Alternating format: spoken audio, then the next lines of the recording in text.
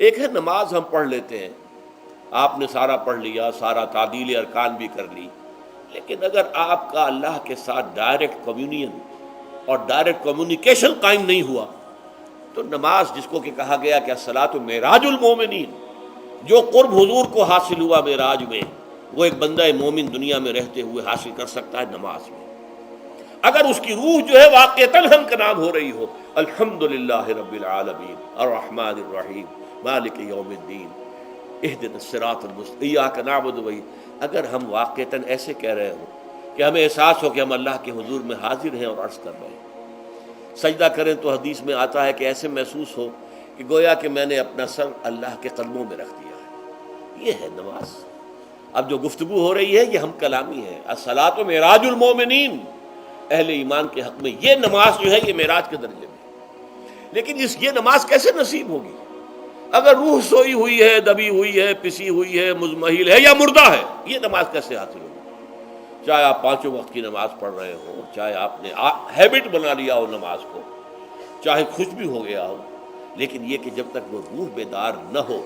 جب تک ہم کلامی نہ ہو، افلاق سے آتا ہے نالوں کا جواب آخر، اٹھتے ہیں حجاب آخر، کرتے ہیں خطاب آخر، جب تک یہ نہ ہو، جیسے کہ میں ایک حدیث قدسی انشاءاللہ آج سناؤں گا سورہ فاتحہ کے ضمن میں، کہ اللہ تعالیٰ کے سامنے جب کھڑا ہو کر انسان جب کہتا ہے انی وجہت وجہی للذی فطر السماوات والارض حنیفا،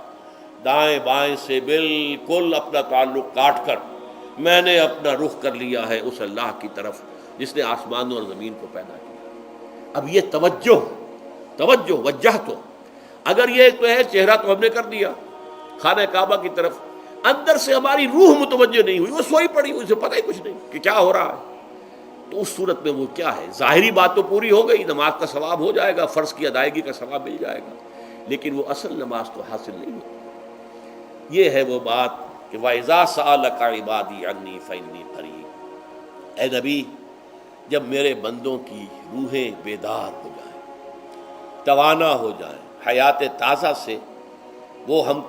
کنار ہو جائیں، اور پھر وہ میرے بارے میں پوچھیں، وہ میرا تقرب حاصل کرنا چاہتے ہیں، تو آپ سے پوچھیں تو کہیے میں قریب ہی ہوں، اجیب دعوت الداع اذا دعان، یہ ہے وہ دعا،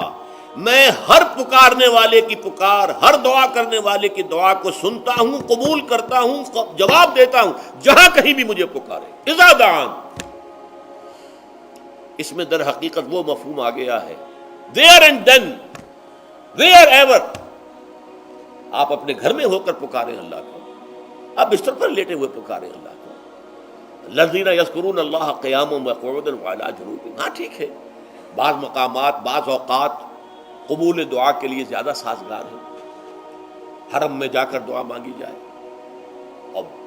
منا میں عرفات میں خاص طور پر، جبل رحمت پر خاص طور پر، ملتزم جو ہے کعبے کا اس پر خاص طور پر، وہ ایام بھی ہیں خاص، لیکن یہ نہیں ہے کہ بقیہ دنوں میں آپ کے اور اللہ کے درمیان کو بڑا فاصلہ ہے۔ یہ سارا دنیا میں مشرکانہ نظاموں نے تصور پیدا کیا، اللہ تو دور ہے دور ہے دور ہے دور ہے، پاک ہے پاک ہے پاک، تم ناپاک ہو ناپاک ہو ناپاک ہو، اور تم تو بڑی پستی میں پڑے ہو، تم اللہ سے براہ راست ہم کلام نہیں ہو سکتے۔ کوئی درمیانی چاہیے، کوئی لنکس چاہیے، کوئی پجاری ہوگا، کوئی پروہت ہوگا، کوئی پنڈت ہوگا، کوئی پیر ہوگا، کوئی پادری ہوگا، کوئی پوپ ہوگا، اس کے ذریعے سے تم اللہ سے ہم کلام ہو، خود نہیں۔ اور جب ذریعے بیچ میں آ گئے تو ان کی مٹھی گرم کرو،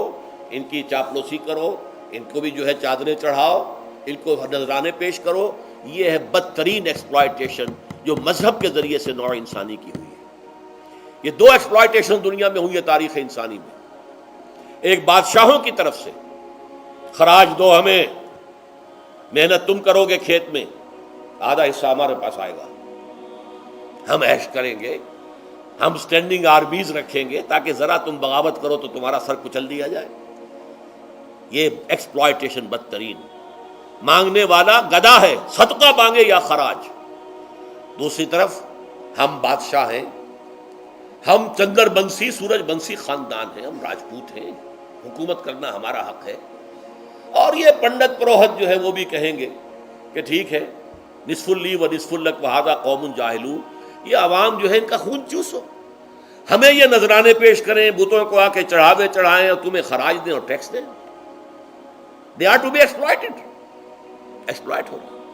اسلام نے آ کر دونوں کا خاتمہ کیا، کوئی ملوکیت نہیں۔ زکوٰۃ ہے تو غربا کے لیے، بادشاہ کے لیے نہیں ہے، یہ تو غربا کے لیے، لہذا کوئی ٹیکس نہیں۔ نمبر دو، اللہ سے ہم کلام ہونے کے لیے کسی دربان، کسی جو ہے پہرے دار کی مٹھی گرم کرنے کی ضرورت نہیں، جب چاہو ہم کلام ہو جاؤ۔ دل کے آئینے میں ہے تصویر یار، جب ذرا گردن جھکائی دیکھ لی۔ یہ تو تم ہماری طرف متوجہ نہیں ہوتے، ہم تو ہر وقت کہتے ہیں، ہر شب کو آخری لمحات جو ہیں، آخری جو گھنٹے ہیں رات کے، سمائے دنیا تک ہم نزول فرما لیتے ہیں تمہارے لیے، اور پکارنے والا پکارتا ہے، حل من مستغفر فاغفر له، ہے کوئی استغفار کرنے والا کہ میں اسے بخش دوں؟ حل من سائل فاعطیہ، ہے کوئی مانگنے والا کہ میں اسے عطا کروں؟